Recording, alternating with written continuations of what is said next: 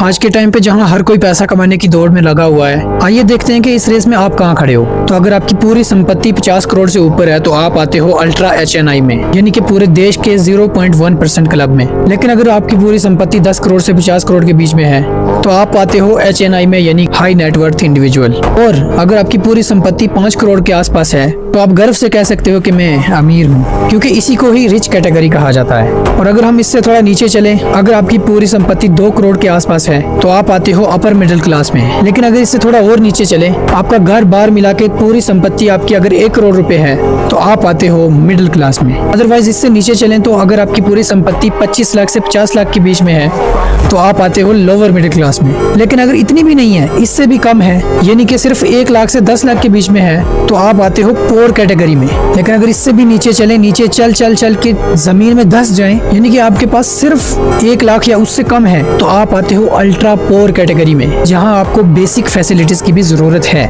तो आप सबसे पहले तो कमेंट में ये बताओ कि आप कौन सी कैटेगरी में हो इस वक्त, और फिर ये बताओ कि आप कौन सी कैटेगरी में जाना चाहते हो। बाकी मैं मिलता हूँ डे 35 में, तब तक के लिए गुड बाय।